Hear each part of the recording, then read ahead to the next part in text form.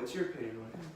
All right, here, fellas. Right. Okay, so basically my presentation is just going to be about cerebral palsy, and what they wanted us to do was they wanted us to find like a disability with some of the kids and find like a type of area of therapy. And so I'm just going to describe a little bit about cerebral palsy. Okay, so cerebral palsy is a range of non-progressive syndromes of posture and motor impairment. This disorder results from various insults to different areas within the developing nervous system. So some of the things that it affects is just like anything that's like motion-wise, motion, muscle strength, balance and coordination, and it's a very common disability in early childhood. I saw like one in every, I don't know if it was 1,000 or if it was one in every 500 kids suffers from this disability. There's 3 different types. Spastic, which is like one of the most common ones, which is basically muscles of the body are stiff and tight and do not allow movement. Dyskinetic, muscles stiffen when activated to cause abnormal postures of the arms and of the legs, and the person may see writhing movements. And then ataxic, balance and coordination. So I have some slides in here that kind of show mostly the spastic movement and then the balance and coordination, which is one of the main ones. And so I'm focusing more on the coaching aspect because that's kind of like what I want to do. That's what my minor is. Minoring in kinesiology, I kind of want to be like a coach in the near future. And so this first article that I found, it's a motor learning therapy, and it was a randomized controlled trial. And the objective of the study that they did was to evaluate the effectiveness of motor learning, coaching, and then retention of the gross motor function in children with cerebral palsy. The setting, it was a multinational study, so they had like kids from like Israeli, Jordan descent, Palestinian, and then it was mostly in schools and rehabilitation centers. The subjects that they had, it was a subject with 78 children with spastic cerebral palsy, gross motor functional from levels 2 and 3, aged 66 to 146 months. And the intervention that they had, it was an hour a day, 3 days a week for 3 months, and it was 2 different groups. And then the measures that they used a gross motor function measure. So usually with any of like anything that they deal with, like for disabilities, they're going to use like gross motor function scale, and then the mechanical efficiency, and then they did a parent questionnaire rating the child's mobility. And then the immediate treatment effects were assessed after 3 months, and then they followed up with a 6-month treatment. And then the results for that study was they obtained all of the gross motor function, the mechanical efficiency, and the participants, and then the retention rate. Basically the retention rate for all these kids was pretty high because they had to be able to teach them how to do these things because they can't do it because they're restricted on like different types of movement.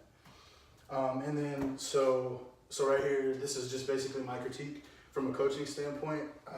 I think that the biggest thing that coaching has to offer is to teach people how to do a specific task and kind of help them apply that. Because, you know, with coaching, like if you don't know how to do something, the coach is supposed to be there to help you know how to do it, to know how to do specific movements and stuff like that. Some of the things that the kids would struggle with in the article were like walking, stretching, and climbing.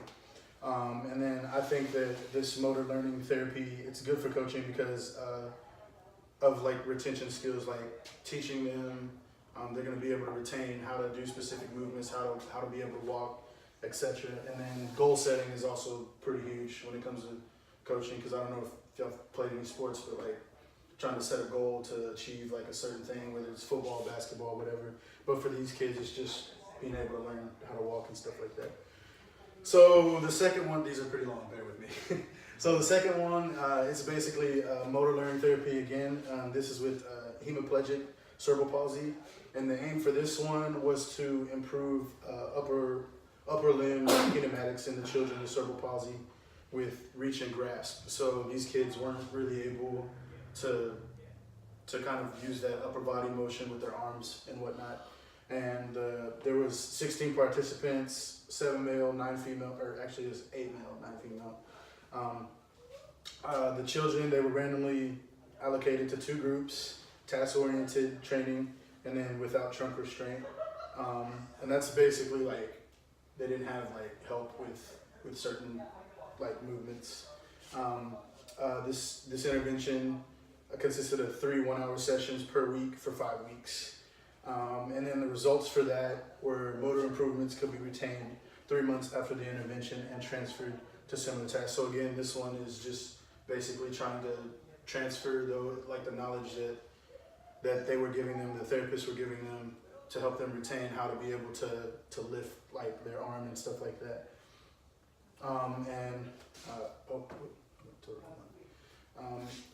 So this sample size, it was small, but I think some of the methods could be used for coaching and in a gym setting. I think that one of the biggest things that I thought of, like when it comes to coaching, is like reaching and grasping. Like maybe you could set aside from the kid or whatever and like have a ball right there, and they can just kind of like reach over and grasp it for you, or even stretching too, because stretching to reach and grab your toes. And then I always think there's always going to be room for improvement with these tasks. Practicing makes perfect, because with anything, we know if you're not good at something, you're gonna have to practice at it. And so I think that like practicing these different types of movements and different types of like strength things are gonna be very beneficial. And then both of the articles are dealing with motor learning, and they deal with retention. When it comes to coaching, retaining information on how to do a specific task is what will help the child improve. And then for the last one, I actually thought this one was pretty cool.